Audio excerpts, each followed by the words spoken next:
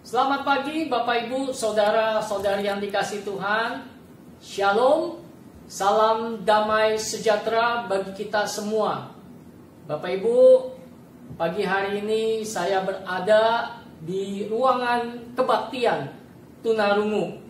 GKI Pinangsia mempunyai komisi tunarungu. Apa itu tunarungu? Tunarungu adalah mereka yang tidak bisa mendengar, tidak bisa berbicara secara normal. Sehingga mereka memakai bahasa isyarat untuk berkomunikasi dengan orang lain. Kami mengundang bila mana Bapak Ibu mempunyai teman, mempunyai saudara-saudara, mempunyai anak yang tunarungu. Kami sangat rindu sekali mereka boleh beribadah bersama-sama dengan kami di tempat ini. Komisi Tunarungu GKI Pinangsia mengadakan kebaktian jam 9.30 pagi di hari Minggu. Bapak Ibu, saudara-saudara yang kasih Tuhan, seringkali teman-teman tunarungu bertanya akan satu hal. Pertanyaan apakah itu?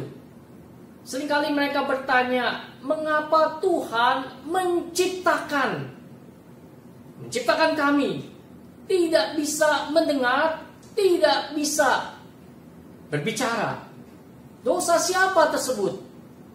Kesalahan siapa? Sehingga kami tidak bisa mendengar, tidak bisa berbicara.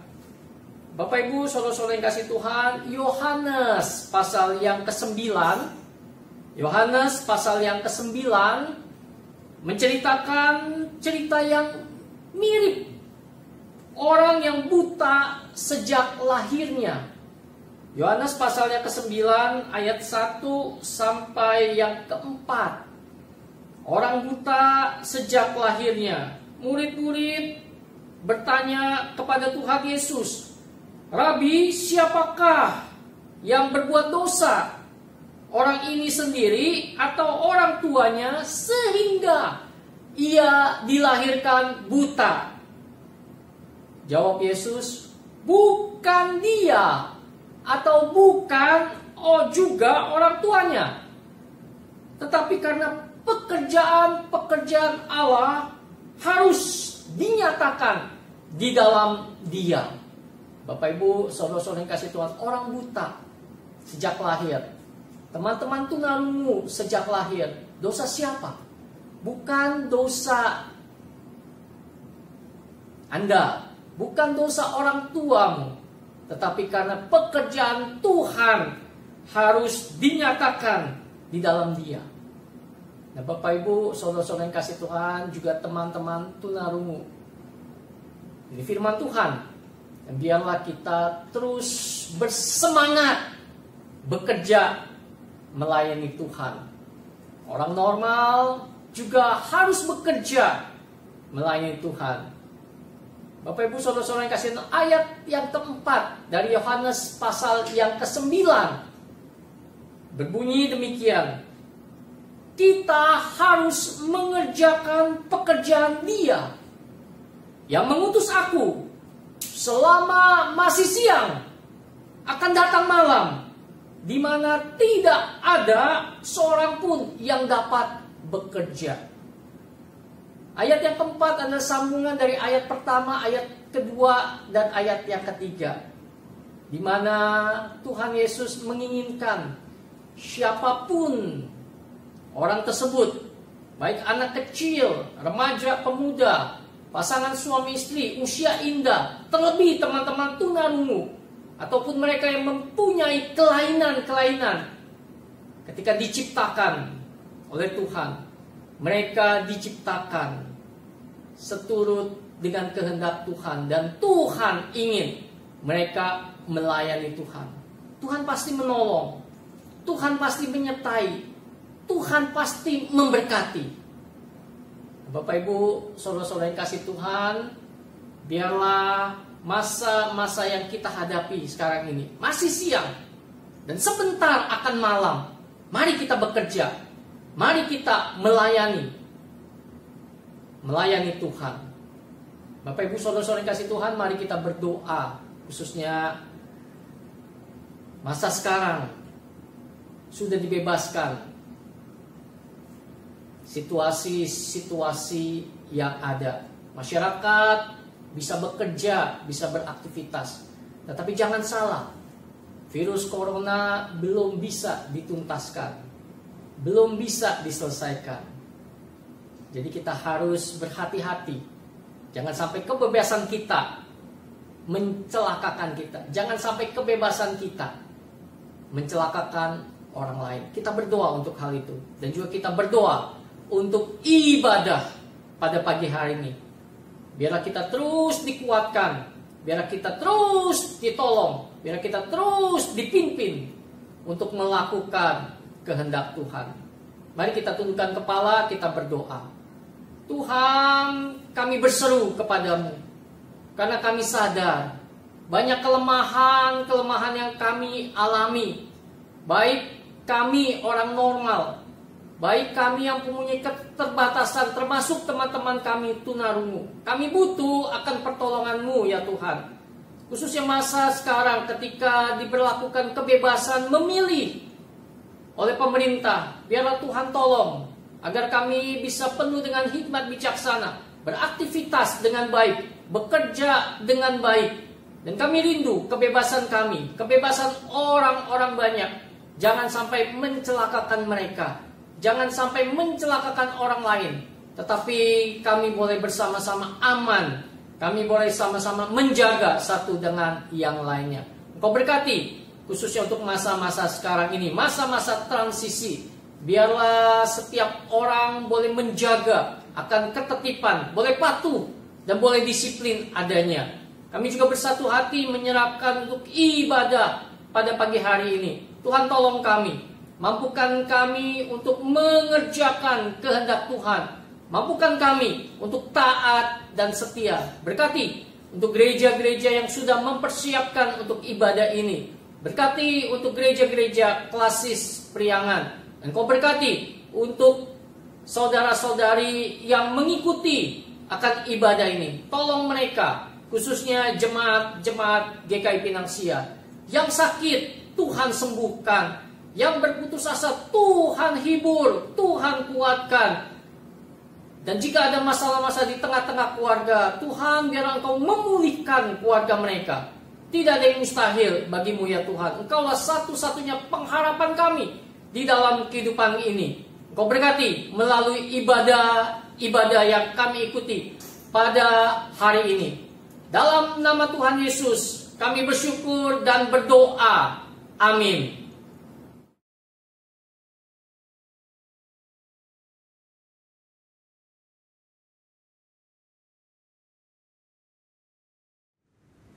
Shalom, selamat pagi jemaat sekalian.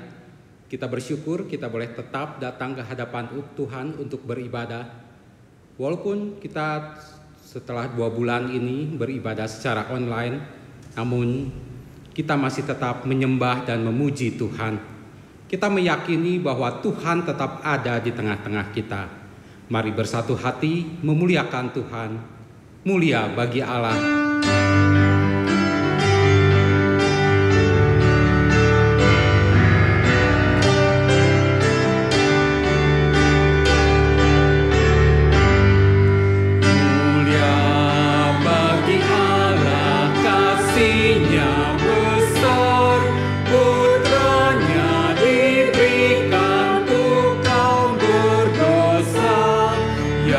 Rela disalib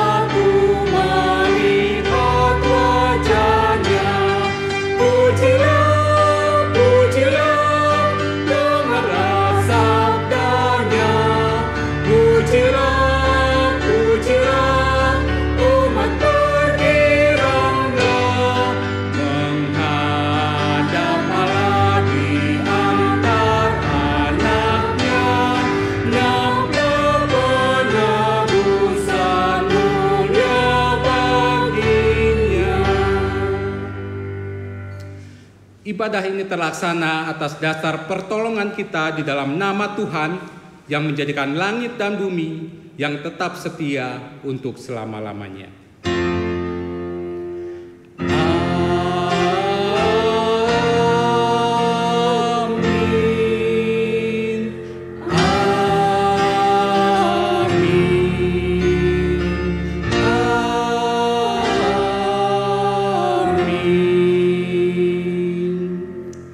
Kasih karunia dan damai sejahtera dari Allah Bapa dan dari Tuhan Yesus Kristus menyertai saudara sekalian.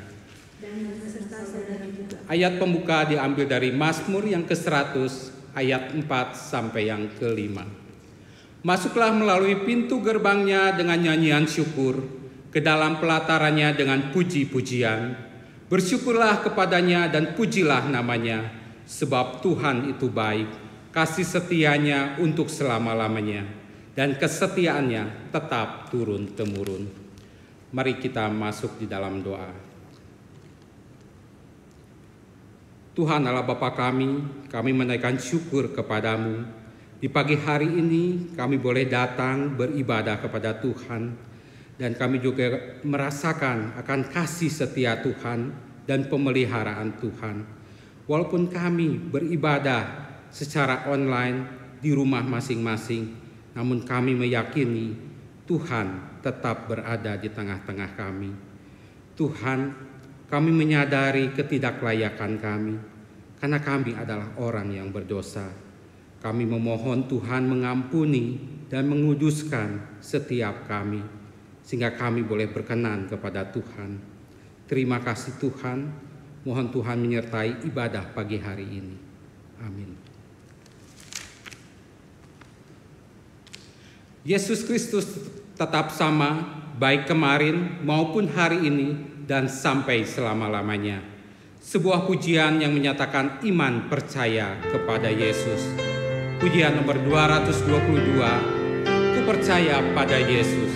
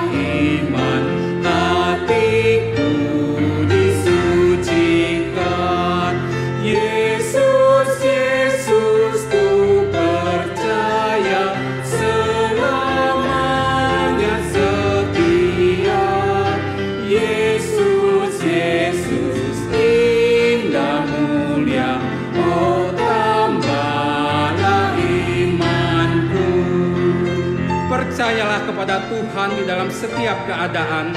Taruhlah harapan kita hanya kepada Tuhan yang hidup.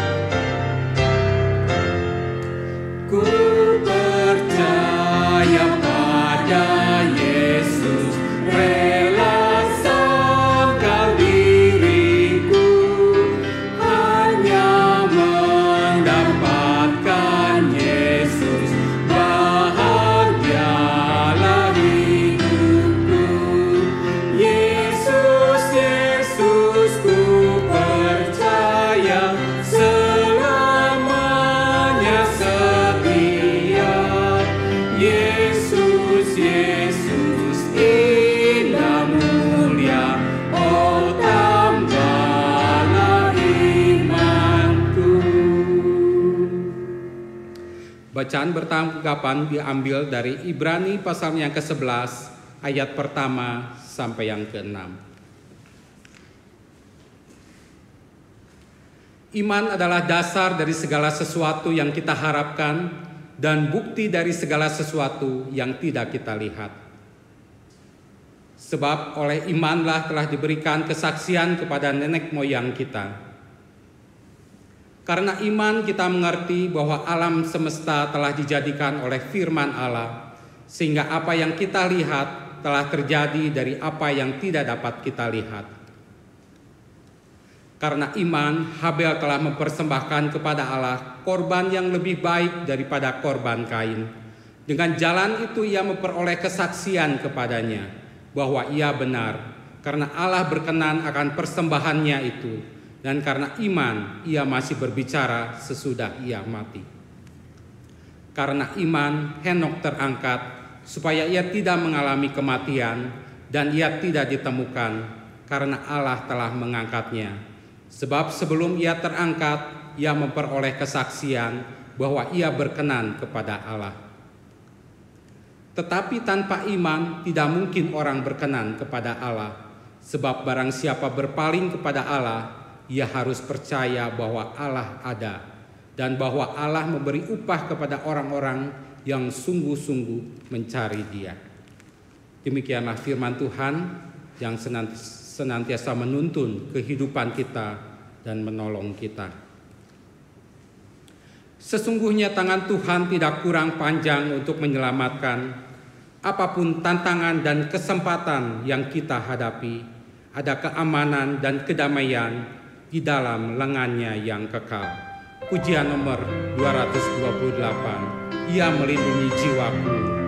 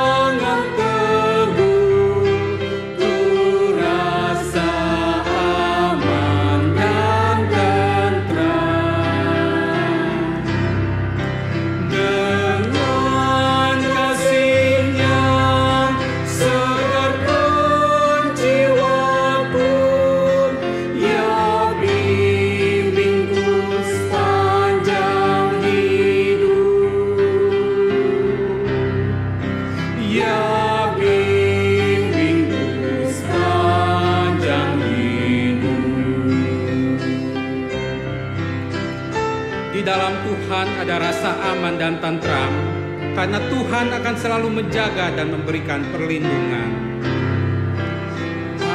Anugerahnya diberikan setiap saat, Roh-Nya penuhi hatiku.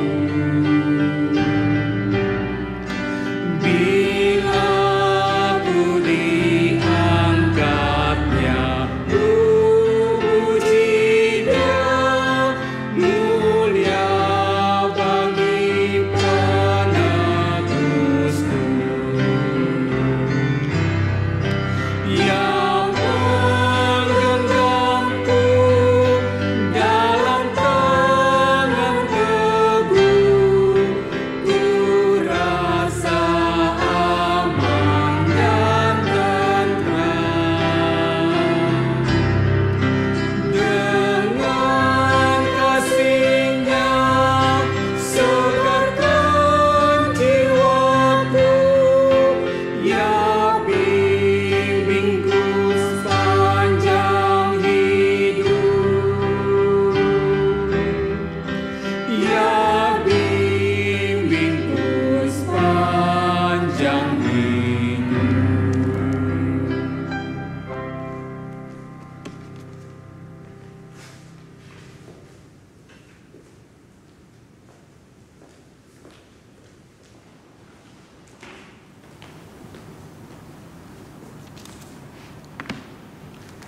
Jemaat sekalian, mari kita berdoa. Ya Tuhan, kini saatnya kami hendak mendengarkan sabda-Mu, mendengarkan firman Tuhan. Kiranya Tuhan yang menguasai hati dan pikiran kami, sehingga kami boleh dimampukan untuk mengerti firman Tuhan, dan kami dapat dibangunkan iman kami semakin mengerti maksud dan kehendak Tuhan dalam kehidupan ini. Tuhan, kiranya Engkau yang menolong semua kami yang sedang beribadah kepada-Mu. Terima kasih Tuhan, ini doa kami. Dalam nama Tuhan Yesus kami berdoa. Amin. Selamat pagi, saudara-saudara yang dikasihi Tuhan. Apa kabar? Ya, semoga kita selalu sehat dan kasih Kristus senantiasa dilimpahkan kepada kita sekalian. Tema khotbah kita pada hari ini adalah iman yang hidup. Mari kita membuka Alkitab kita di dalam 2 Timotius pasal yang pertama ayat 12 sampai 13. 2 Timotius pasal yang pertama ayat 12 sampai 13. Demikian firman Tuhan. Itulah sebabnya aku menderita semuanya ini, tetapi aku tidak malu. Karena aku tahu kepada siapa aku percaya, dan aku yakin bahwa Dia berkuasa memeliharakan apa yang telah dipercayakannya kepadaku hingga pada hari Tuhan. Peganglah segala sesuatu yang telah engkau dengar daripadaku sebagai contoh ajaran yang sehat, dan lakukanlah itu dalam iman dan kasih dalam Kristus Yesus. Amin. Bapak Ibu, saudara-saudara yang dikasihi Tuhan, kehidupan orang Kristen pernah menggetarkan dunia ini. Iman Kristen pernah membuat dunia ini kagum. Seorang bernama Aristides, orator dari Athena, dalam laporan tertulisnya kepada Kaisar Hadrianus di awal abad kedua, mengatakan demikian. Kelihatan betul betapa orang-orang Kristen itu mengenal dan mempercayakan diri sebulat hati kepada Allah mereka. Menghadapi lawan, mereka memperlakukannya sebagai teman, bahkan berbuat baik kepada mereka.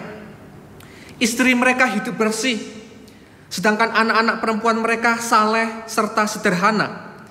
Dan para lelakinya menjauhkan diri dari pernikahan gelap serta hal-hal nista.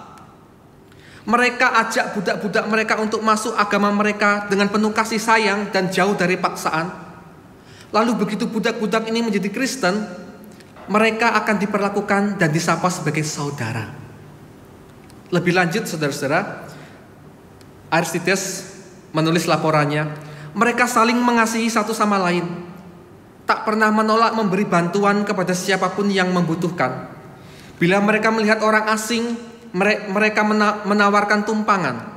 Mereka menyapa tamu-tamu mereka itu sebagai saudara dalam Tuhan. Dan yang lebih mengesankan adalah apabila ada di antara mereka yang begitu miskinnya sehingga tak punya roti untuk dimakan, orang-orang Kristen itu berpuasa 2-3 hari secara bergilir, sehingga roti yang seharusnya mereka makan dapat dibagikan kepada yang lebih membutuhkan. Sungguh saya melihat ini adalah sebuah umat yang baru dan ada yang ilahi di dalam diri mereka.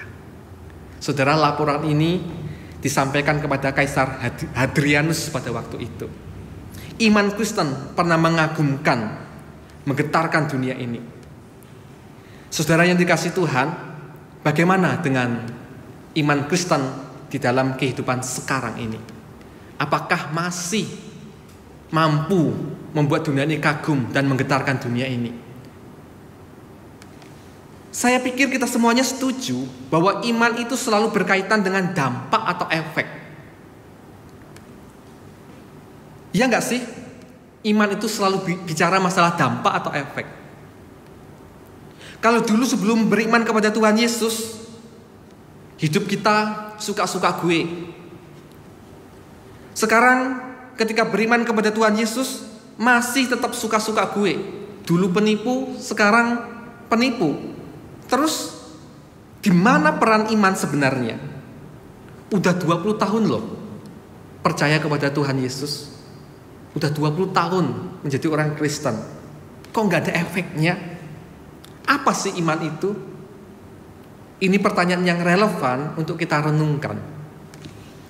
Saudara, saya menemukan formulasi iman di dalam 2 Timotius pasal 1 ayat 12 ini.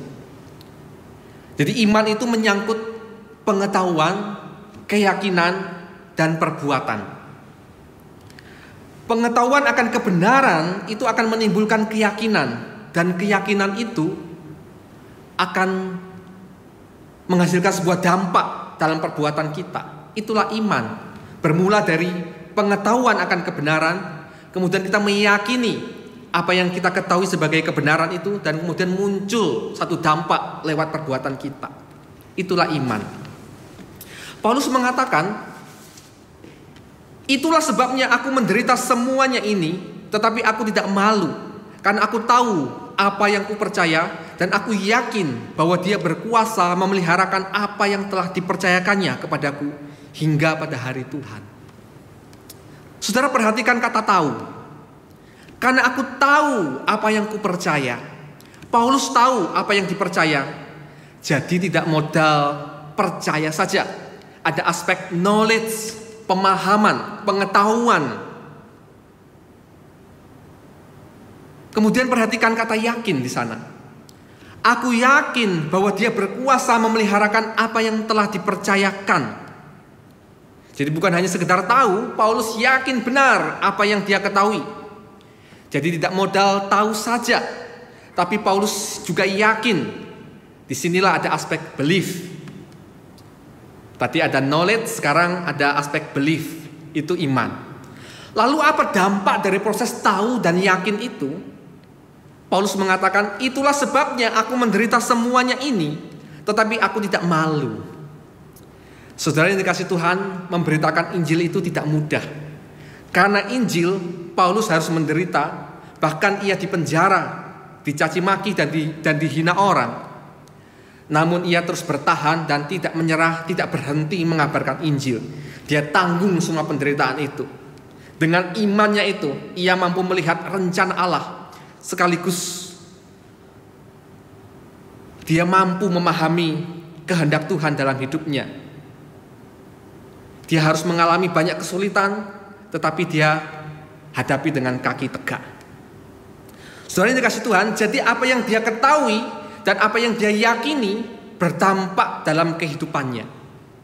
Ia menanggung segala penderitaan dalam memberitakan Injil dengan kaki tegap. Itulah iman yang hidup. Dan iman yang seperti ini tidak mungkin digoncang. Sungguh luar biasa. Ia lahir dari pengetahuan akan kebenaran, kemudian menumbuhkan satu keyakinan, dan kemudian berdampak. Tangguh tegap saat menghadapi penderitaan. Saudara yang dikasihi Tuhan, bagaimana dengan iman Bapak Ibu saudara-saudara sekalian? Mari kita renungkan, apakah saya sudah beriman seperti Rasul Paulus? Saudara, bertentangan dengan iman yang hidup, saya melihat ada 3 macam iman yang berbahaya, yang harus kita waspadai. Jangan-jangan kita masuk di dalam salah satu kategorinya. Yang pertama itu iman yang buta. Jika iman yang hidup itu memiliki aspek pengetahuan, keyakinan, dan dampak, namun iman yang buta cuman modal yakin doang, tetapi aspek knowledge-nya tidak ada. Pokoknya yakin, titik. Saudara, ini akan menghasilkan orang Kristen atau jemaat amin. Asal amin saja yang dikatakan oleh pendeta diaminkan. Ini menghasilkan jemaat lugu. Apapun pendeta khotbah, entah salah atau benar, amin. Saudara, ini adalah iman yang buta. Ibarat kita ini seorang pembeli, hanya modal percaya saja, modal yakin saja, tidak mau mencari tahu, tidak mau mencari informasi, kualitas barangnya seperti apa, mereknya apa, harga normalnya berapa, kita nggak mau tahu. Yang penting saya percaya, saya beli barang itu bagus. Wah, celaka, ini iman yang buta. Saudara, dalam proses kita beriman, kalau saudara banyak yakin, tetapi kurang pengetahuan terhadap apa yang saudara yakini, mari saudara kita belajar tambahi pengetahuan kita, rajin membaca Alkitab, rajin ikut pendalaman Alkitab di gereja saudara masing-masing, baca buku rohani. Jangan malu bertanya kalau tidak mengerti. Iman itu harus mencari pengertian, faith seeking understanding. Supaya saudara tidak dikatakan memiliki iman yang buta, saudara harus mencari pengertian. Iman itu ada aspek knowledge-nya. Yang kedua, Bapak Ibu yang dikasihi Tuhan, iman yang berbahaya itu adalah iman yang mati. Jika tadi iman yang buta itu modal yakin doang, sebaliknya iman yang mati itu hanya modal tahu doang, modal pengetahuan saja. Banyak tahu tetapi tidak dilakukan. Yakobus mengatakan iman tanpa perbuatan pada hakikatnya adalah mati. Ini akan menghasilkan jemaat omong doang. Jarkoni, ini ada istilah jarkoni. Iso ngajar, ora iso ngelakoni. Kadang ditujukan kepada para pendeta yang hanya pintar berkhotbah, tetapi tidak dilakukan dalam kehidupannya. Jarkoni, iso ngajar, ora iso ngelakoni. Tetapi Bapak Ibu, ada istilah baru, yaitu sarkoni. Yang ini ditujukan kepada jemaat. Tadi kan sudah pada pendeta. Apa itu sarkoni? Sarkoni itu iso nge-share, ora iso ngelakoni. Bisa nge-share tips-tips hidup bahagia, tips-tips orang Kristen yang bertumbuh, tips sukses dan macam-macam. Tapi dia sendiri ribut mulu sama istrinya, dia sendiri tidak bertumbuh, jarang ke gereja. Bisa jadi ya seperti itu. Ada jarkoni, ada sarkoni. Saudara, iman yang mati, ibarat kita ini seperti sales. Banyak tahu, banyak meyakinkan orang, tapi dia sendiri nggak pakai barang yang dia banyak tahu. Oh, ini barang bagus, tapi dia nggak pakai barang yang dia sebut bagus. Seperti sales, iman yang mati itu. Nah, kalau saudara banyak pengetahuan tentang Alkitab, tentang firman Tuhan, tapi hidup saudara tidak berubah, tidak berbuah, tidak berdampak baik, belajarlah untuk melakukan apa yang saudara ketahui. Jangan hanya teori saja, praktekkan, supaya saudara tidak dikatakan memiliki iman yang mati. Itu yang kedua ya. Yang ketiga, bahaya yang ketiga adalah iman yang subjektif. Ini menarik, sebab iman yang subjektif ini ada 3 unsur iman yang hidup tadi: pengetahuan, keyakinan, dan dampak kehidupan. Tetapi masalahnya adalah apa yang dia ketahui itu adalah sebuah kesalahan atau penafsiran yang subjektif. Tetapi dia meyakini pengetahuannya itu sebagai kebenaran. dan dia yakin betul dan kemudian dia lakukan, apakah tidak ngeri? Ini iman yang subjektif ini. Ada satu contoh, ini benar-benar terjadi. Seorang anak perempuan begitu fanatiknya ikut ke sebuah kelompok persekutuan. Ia meninggalkan sekolahnya, pekerjaannya, rumahnya. Ia mengikuti dan bekerja 24 jam non-stop kepada seorang pendeta yang sangat dia kagumi. Dia tidak pernah pulang kecuali sekali-kali hanya mengambil pakaian dan kemudian pergi lagi. Mamanya begitu khawatir oleh karena ia seorang anak gadis. Dibujuk, tidak mempan, dipukul, tidak mempan, sampai yang terakhir ia mengatakan, "Mama sudah bukan mama saya lagi, kita putus hubungan." Lalu dia mengutip ayat Alkitab yang berbunyi, "Jikalau seorang datang kepadaku, ia tidak membenci bapaknya, ibunya, istrinya, anak-anaknya, saudaranya laki-laki atau perempuan, bahkan nyawanya sendiri, ia tidak dapat menjadi muridku." Dia meyakini ayat itu bahwa kalau menjadi orang Kristen itu harus rela membenci papa mamahnya. Dia harus tinggalkan semuanya dan kemudian melayani Tuhan. Mengerikan. Ada satu lagi contoh, ketika dia membaca Alkitab, mendengarkan seorang pendeta berkhotbah yang katanya Tuhan akan segera datang. Lalu kemudian dia meyakini itu adalah kebenaran. Tuhan akan datang tanggal sekian, bulan sekian. Wah, kita harus bersiap-siap karena dia benar-benar meyakini itu sebagai kebenaran. Lalu apa yang dia lakukan? Dia jual rumahnya, jual semua yang dia miliki, dia bagi-bagikan kepada orang miskin untuk menantikan kedatangan Tuhan itu di tanggal yang dia anggap itu benar, Tuhan akan datang. Tapi apa yang terjadi? Tuhan tidak datang, polisi yang datang. Celaka, dia sudah miskin, kepada siapa dia menuntut sebuah pertanggungan jawab. Akibat dari subjektivitas iman. Saudara yang dikasihi Tuhan, ada banyak contoh yang lain tentang iman yang subjektif ini. Ini berbahaya sekali. Saudara yang dikasihi Tuhan, biasanya tipe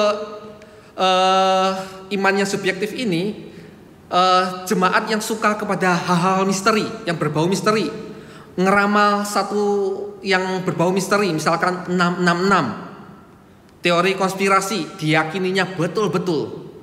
Dia suka sesuatu yang berbau konspirasi seperti itu. Saudara, hati-hati dengan iman subjektif, meyakini dan melakukan pengetahuan yang salah. Iman yang hidup adalah iman yang sehat. Paulus mengatakan di ayat yang ke-13, "Peganglah segala sesuatu yang telah engkau dengar daripadaku sebagai contoh ajaran yang sehat, dan lakukanlah itu dalam iman dan kasih dalam Kristus Yesus." Ajaran yang baik, yang sehat, pasti akan membangun iman yang hidup dan sejati. Dia tidak akan menghasilkan iman yang subjektif seperti tadi. Bagaimana iman saudara hari ini? Apakah saat-saat ini, saat yang susah, yaitu di tengah wabah corona ini, bagaimana kita menghadapi kenyataan ini?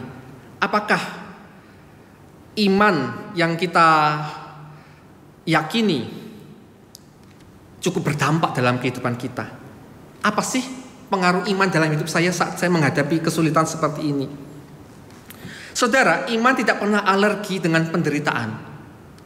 Justru iman akan makin murni saat menghadapi penderitaan. Seperti Ayub berkata, "Karena ia tahu jalan hidupku, seandainya ia menguji aku akan timbul seperti emas." Iman makin cemerlang ketika menghadapi penderitaan. Perhatikan saudara-saudara, emas itu kalau makin dibakar, dia makin murni. Berbeda dengan jerami. Dibakar, dia hancur, dia lebur. Jadi iman yang sejati itu ketika dia menghadapi penderitaan, dia makin murni. Dia tidak mungkin tergoncang sebab dia lahir dari sebuah goncangan. Tuhan Yesus berkata, "Siapa yang menghidupi perkataannya dan melakukannya, ia sama seperti orang yang mendirikan rumahnya di atas batu. Dan siapa yang tidak melakukan perkataan Tuhan Yesus, Ia seperti orang yang mendirikan rumah di atas pasir. Dan rumah itu akan teruji jika hujan dan banjir datang. Saudara, dalam penderitaan yang kita alami, iman kita ini akan teruji. Kita ini sebenarnya sedang mendirikan rumah iman di atas batu atau di atas pasir. Saudara, tentunya kita memang sedih menghadapi bencana global ini. Tapi kalau kita lihat dari perspektif orang percaya, bencana global ini, wabah ini bisa jadi menjadi alat ukur, alat uji kita ini benar-benar memiliki iman yang sejati atau bukan. Saudara, mari kita renungkan iman seperti apa yang saya miliki hari ini. Saudara, saya akan membantu untuk melihat saya ini di dalam tahap mana ketika saya menjalani proses beriman itu. Ada satu teori menarik menurut James Fowler dalam bukunya Stages of Faith. Iman itu ada tahapan-tahapannya. Mari kita lihat, saudara ya. Iman tahap 1 yang disebut sebagai intuitif projektif. Ini adalah orang Kristen yang memahami sesuatu itu belum pakai penalaran. Dia datang ke gereja, tetapi alasannya belum pas, belum benar. Mungkin dia datang ke gereja karena ya saya senang saja, karena melihat rame, lagu-lagu rohaninya enak didengar, ada banyak teman saya di sana, ya saya datang. Tetapi dia tidak pernah membaca Alkitab, dia tidak tahu apa-apa tentang kekristenan, khotbah yang cukup yang rumit-rumit, dia tidak ngerti. Ini iman tahap 1, intuitif projektif. Apakah saudara termasuk dalam kategori ini? Saudara, yang kedua, iman tahap 2 itu yang disebut sebagai mitik literal. Ini orang Kristen seperti apa? Dia sudah baca Alkitab, tapi belum bisa membedakan mana yang literal, mana yang simbolik. Ini seperti anak usia 7 tahun, belum terlalu pintar untuk membedakan mana tangan kanan, mana tangan kiri. Hadap kanan, hadap kiri itu sering salah. Mana yang literal, mana yang simbolik, saat membaca kitab suci belum tahu. Ini harus sering dipandu orang Kristen seperti ini ya. Ini tipe orang Kristen yang sering salah paham tentang ayat Alkitab. Ini juga kalau dikasih khotbah yang rada rumit, dia nggak bisa. Ini harus yang enteng-enteng. Ini iman tahap 2. Apakah ada di gereja? Saya pikir ada. Yang ketiga, iman tahap 3 itu yang disebut sebagai sintetik konvensional. Ini orang Kristen seperti apa? Membaca Alkitab, oke, sudah lumayan benar, tetapi pemahamannya masih ikut pada otoritas. Ngikut atau niru kakak pembinanya, niru pendetanya, ngikut pandangan gereja. Kalau gereja begitu, ya saya begitu. Kalau pendeta bilang begitu, saya juga begitu. Ini bagus kalau yang ditiru itu bagus. Tapi kalau yang ditiru tidak bagus, wah celaka. Ini iman tahap 3, sintetik konvensional. Iman tahap 4 itu disebut sebagai individual reflektif. Nah, ini orang Kristen seperti apa? Ini yang sudah cukup kritis, sudah bisa membaca Alkitab dengan baik dan bisa mencari makna dari apa yang dia baca. Tandanya Alkitabnya banyak coretan, catatan-catatan reflektif. Dia membaca Alkitab, wah ada yang menarik, dia tulis di sana pesannya apa. Ini sudah cukup bagus ya orang Kristen kalau memiliki iman di tahap yang keempat, individual reflektif. Apakah ada? Saya pikir juga ada di gereja. Masih ada ya iman tahap yang kelima yang disebut sebagai conjunctive faith. Ini orang Kristen seperti apa? Orang Kristen yang sudah bisa memahami paradoks, bisa menerima kenyataan yang sulit yang dia alami. Kadang dia memahami kok realitas kehidupan seperti ini ya. Katanya Alkitab itu baik, tapi kenyataannya kok tidak ya. Tapi dia bisa memahaminya, dia tidak meninggalkan Tuhan.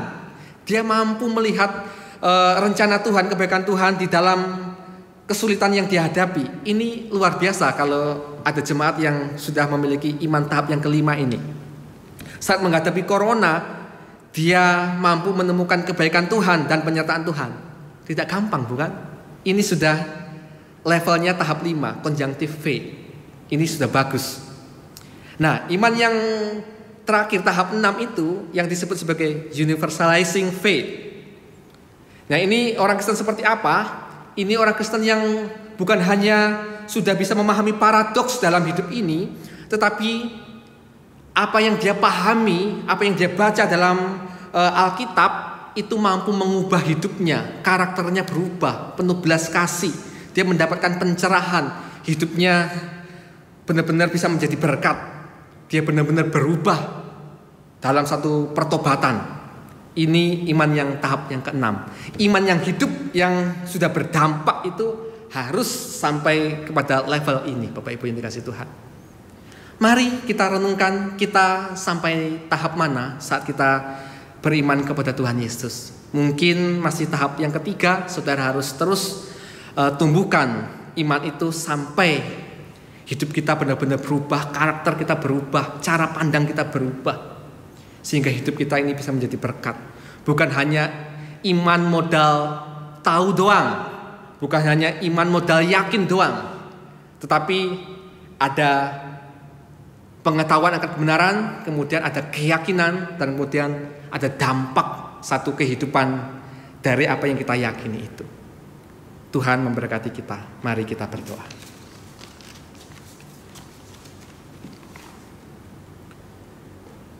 Ya Tuhan Allah kami yang hidup, kami menyadari kami lemah dan terbatas. Barangkali kami hanya mengetahui kebenaran, tetapi belum menjadi satu dampak atau efek dalam kehidupan kami. Tuhan, biarlah kami boleh mengalami pertumbuhan, biarlah Roh Kudus yang terus menolong kami, sehingga kami benar-benar memiliki iman yang hidup, iman yang sejati.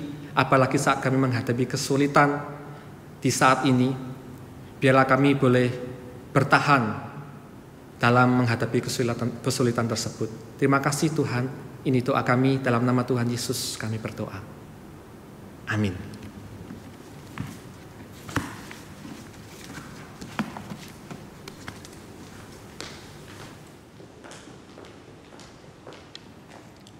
Mari jemaat kita berdiri, kita akan mempersatukan diri dengan gereja segala abad dan tempat. Bersama-sama kita mengikrarkan iman kepercayaan kita seturut dengan pengakuan iman rasuli.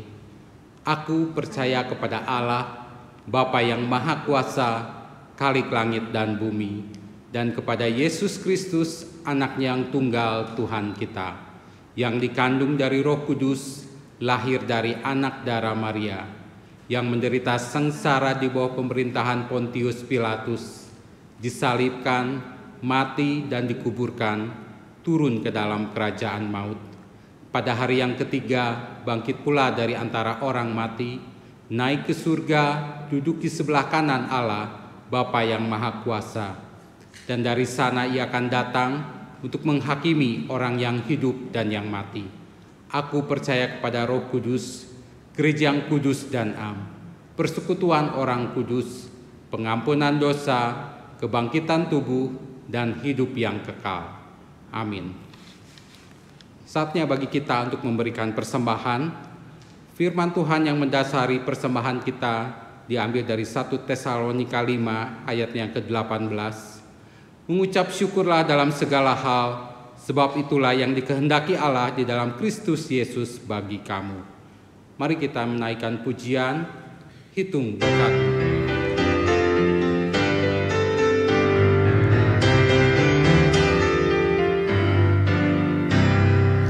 Bila gelombang kehidupan menimpa, hati jadi takut dan putus asa. Jangan lupa berkat Tuhan hitunglah, pasti kau tercengang akan karya.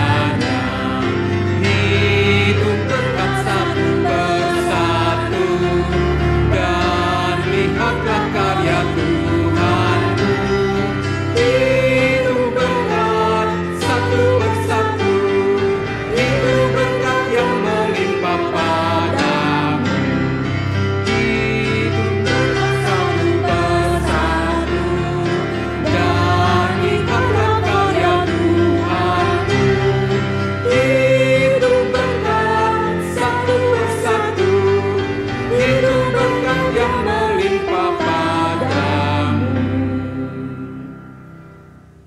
bersama-sama kita masuk ke dalam doa syafaat.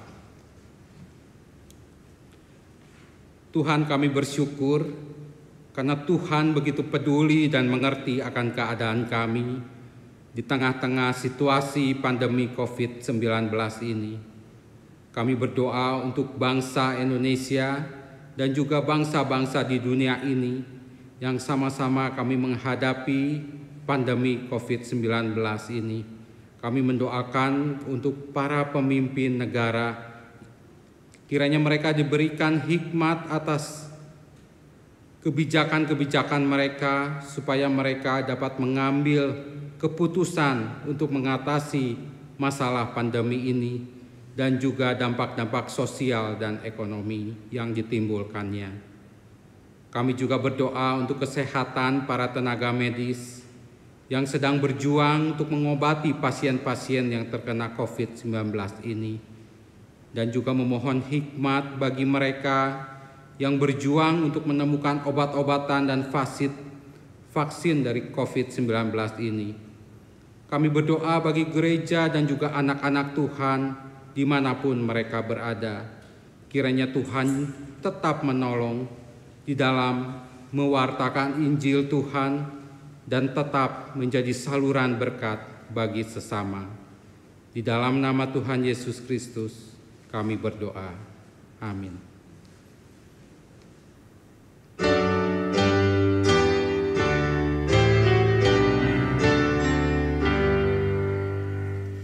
Puji Allah sumber berkat, puji Dia semua ciptaannya, puji Dia para malaikat, Bapa, Putra dan Roh Kudus. Amin.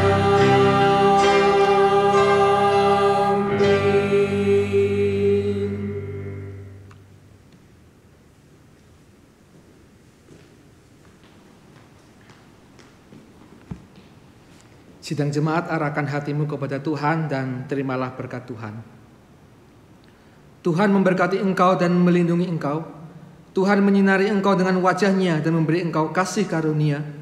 Tuhan menghadapkan wajah-Nya kepadamu dan memberi engkau damai sejahtera. Amin.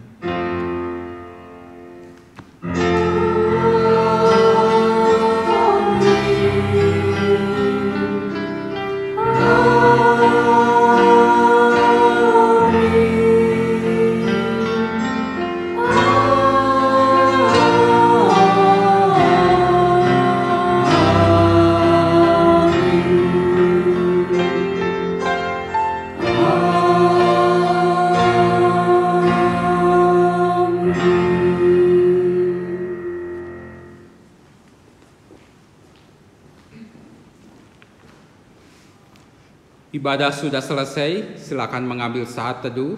Selamat hari Minggu, Tuhan Yesus memberkati.